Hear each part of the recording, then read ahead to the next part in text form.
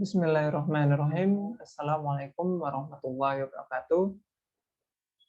Perkenalkan, nama saya Muhammad Husani Ahdan dari Prodi Ekonomi, Fakultas Ekonomi dan Bisnis Universitas Muhammadiyah Yogyakarta. Pada kesempatan kali ini, saya ingin mempresentasikan mengenai Bank Indonesia, utamanya mengenai profil dari Bank Indonesia itu sendiri, yang kemudian mengenai sejarahnya, sejarah berdirinya Bank Indonesia, dan juga pada transformasi kelembagaannya. Langsung saja mengenai status dan kedudukan Bank Indonesia. Menurut atau sesuai dengan Undang-Undang Nomor 23 Tahun 1999 yang kemudian direvisi dengan Undang-Undang Nomor 6 Tahun 2009, disebutkan bahwa status dan kedudukan Bank Indonesia adalah sebagai suatu lembaga negara yang independen dalam melaksanakan tugas dan wewenangnya. Artinya dalam melaksanakan tugas dan wewenangnya tersebut, Bank Indonesia bebas dari intervensi dari pihak manapun, termasuk dari pemerintah itu sendiri. Mengapa seperti itu? Hal ini agar Bank Indonesia dalam melaksanakan tugas dan fungsinya sebagai otoritas moneter dapat bekerja secara lebih efektif dan efisien. Selanjutnya, Bank Indonesia sebagai badan hukum yang publik, Bank Indonesia ini berwenang untuk menetapkan peraturan hukum yang merupakan pelaksanaan dari undang-undang yang dapat mengikat seluruh masyarakat luas sesuai dengan tugas dan wewenangnya. Artinya, Bank Indonesia ini dapat membuat peraturan mengenai utamanya pada bidang moneter yang nantinya dapat ditaati oleh seluruh warga masyarakat tanpa terkecuali. Selanjutnya, sebagai badan hukum perdata, Bank Indonesia dapat bertindak untuk dan atas nama sendiri di dalam maupun di luar pengadilan. Bank Indonesia sebagai suatu lembaga tentu saja mempunyai visi dan misi untuk mencapai tujuan umumnya. Yang pertama, yaitu visi dari Bank Indonesia, yaitu menjadi bank sentral digital terdepan yang berkontribusi nyata terhadap perekonomian nasional dan dapat menjadi bank sentral terbaik di antara negara-negara emerging markets untuk Indonesia yang maju. Sementara itu, untuk mendukung visi yang telah disebutkan tadi, Bank Indonesia memiliki 7 misi maksud saya. Yang pertama yaitu mencapai dan memelihara stabilitas nilai rupiah. Yang kedua, turut menjaga stabilitas sistem keuangan. Yang ketiga, turut mengembangkan ekonomi dan keuangan digital. Yang keempat, turut mendukung stabilitas makroekonomi dan pertumbuhan ekonomi. Yang kelima, turut meningkatkan pendalaman pasar keuangan. Yang keenam, turut mengembangkan ekonomi dan keuangan syariah. Dan yang terakhir, yang ketujuh, yaitu mewujudkan bank sentral berbasis digital dalam kebijakan dan kelembagaannya. Sementara itu, tujuan dan tugas Bank Indonesia ini sendiri memiliki satu tujuan atau tujuan tunggal, yaitu untuk mencapai dan memelihara kestabilan rupiah. Kestabilan rupiah ini sendiri dapat diukur dari dua aspek. Yang pertama yaitu dari barang dan jasa atau dari nilai barang dan jasa. Artinya Bank Indonesia ini menjaga tingkat inflasinya. Yang kedua yaitu terhadap aspek mata uang rupiah itu sendiri. Artinya Bank Indonesia menjaga agar nilai tukar rupiah terhadap mata uang negara asing itu tetap stabil secara kurs. Untuk mendukung tujuan tunggal tersebut, Bank Indonesia memiliki atau didukung oleh 3 pilar yang utama, yaitu yang pertama menetapkan dan melaksanakan kebijakan moneter, yang kedua mengatur dan menjaga kelancaran sistem pembayaran, yang ketiga adalah stabilitas sistem keuangan. selanjutnya yaitu mengenai struktur organisasi dari Bank Indonesia itu sendiri. Sebagai sebuah lembaga, tentu saja Bank Indonesia ini memiliki struktur yang jelas. Yang pertama, Bank Indonesia dipimpin oleh Dewan Gubernur Bank Indonesia yang terdiri dari gubernur, deputi gubernur senior, dan juga deputi gubernur yang jumlahnya 4-7 orang.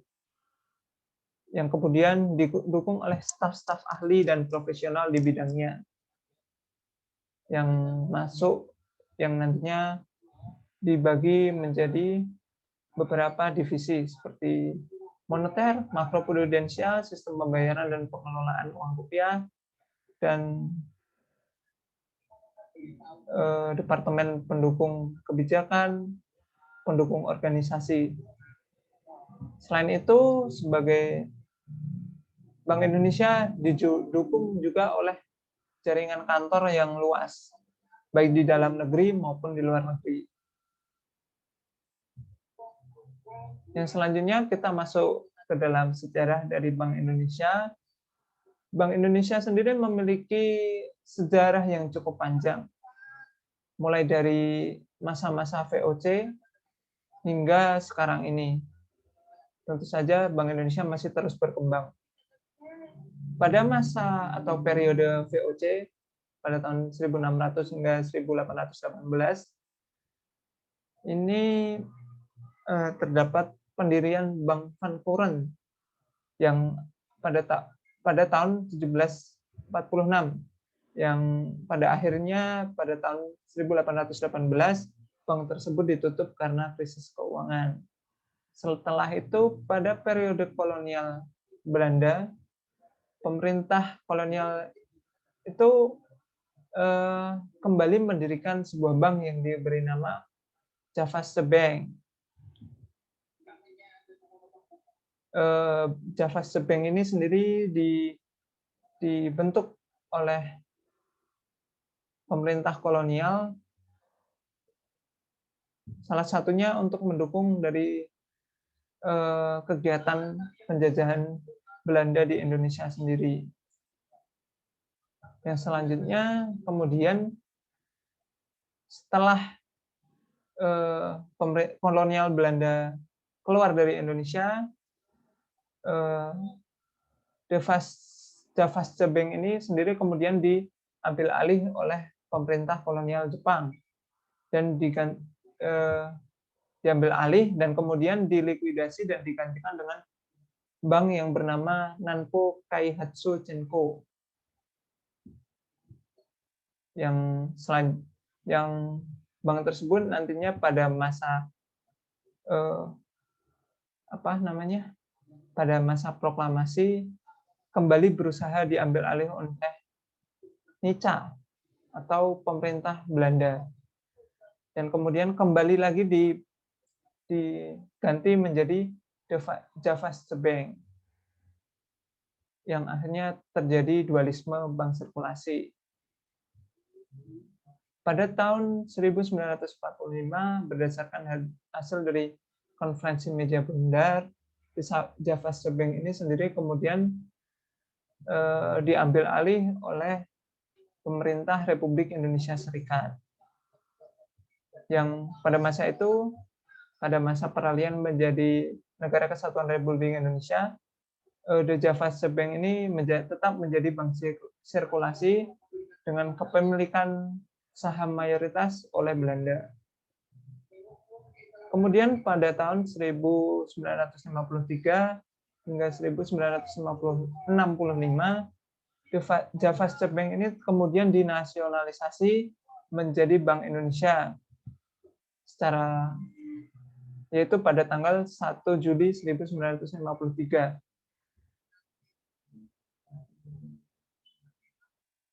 Sementara itu pada periode Orde Baru,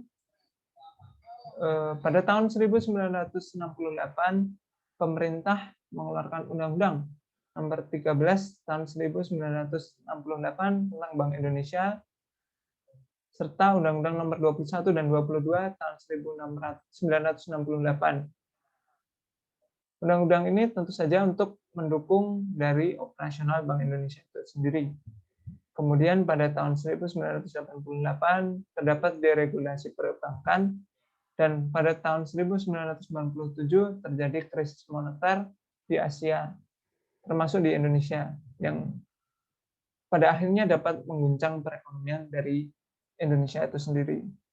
Sementara itu pada periode pasca Orde Baru, terutama pada tahun 1999, disusun atau disahkan undang-undang baru, yaitu Undang-Undang Nomor 23 Tahun 1999 tentang Bank Indonesia, yang menetapkan Bank Indonesia sebagai bank sentral yang sifatnya independen, sesuai yang telah saya sampaikan tadi. Kemudian pada tahun 2004, DPR menetapkan Undang-Undang Nomor 3 Tahun 2004 atas perubahan Undang-Undang Nomor 23 Tahun 1999. Dan kemudian pada tahun 2009 DPR kembali mengesahkan Undang-Undang Nomor 6 Tahun 2009 untuk memperjelas dan mempertegas peran Bank Indonesia, seperti yang seperti yang masih digunakan atau sebagai dasar dari Bank Indonesia sampai sekarang ini. Kemudian pada tahun 2011, DPR mengesahkan Undang-Undang Nomor 21 Tahun 2011 tentang Otoritas Jasa Keuangan, yang secara kelembagaan OJK ini membantu dari Bank Indonesia. Dan Bank Indonesia dan OJK ini sendiri bersinergi satu sama lain untuk menjaga perekonomian di Indonesia. Selanjutnya yaitu mengenai transformasi Bank Indonesia. Bank Indonesia memiliki visi dan misi seperti yang telah saya sampaikan di awal tadi. Tujuan dari visi misi ini tentu saja untuk menginspirasi dan mendorong semua anggota organisasi untuk berfokus pada satu tujuan, yaitu sesuai dengan visi dan misi yang telah dilaksanakan. Artinya agar Bank Indonesia tetap berada pada koridornya, maka visi dan misi ini harus dijalankan. Dan untuk mendukung dari visi dan misi tersebut, maka diperlukan suatu transformasi berupa dukungan strategi dan koordinasi dengan pemerintah dan instansi terkait. Seperti yang pada gambar di bawah ini adalah arah strategis Bank Indonesia. Visi dan misi adalah sebagai fokus utama yang didukung dengan penetapan 12 program strategis Bank Indonesia yang dijabarkan menjadi 3, yaitu pada transformasi kebijakan, transformasi organisasi, dan transformasi SDM dan budaya kerja. Harapannya tentu dengan hal ini Bank Indonesia dapat berkembang menjadi lebih baik. Selanjutnya adalah arah strategis.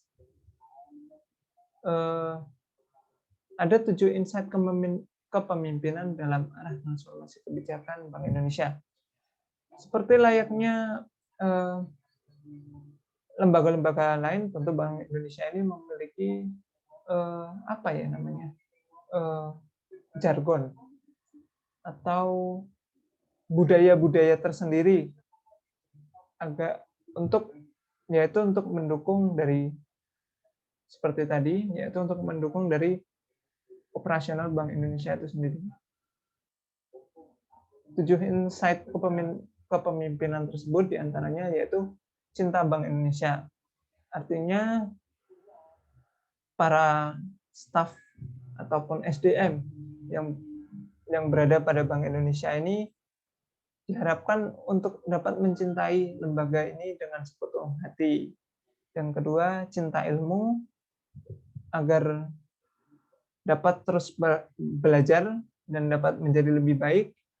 Yang ketiga, berpikir strategis, artinya dalam setiap pekerjaan itu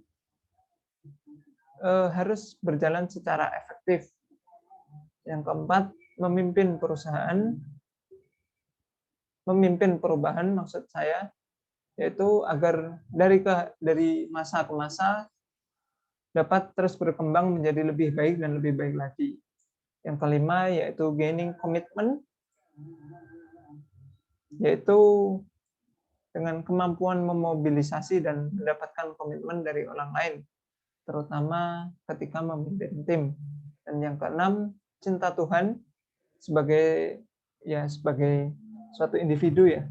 Kita harus senantiasa mendekatkan diri kepada Tuhan Yang Maha Esa. Dan yang terakhir, yang ketujuh, yaitu cinta keluarga. Artinya harus staf-staf atau juga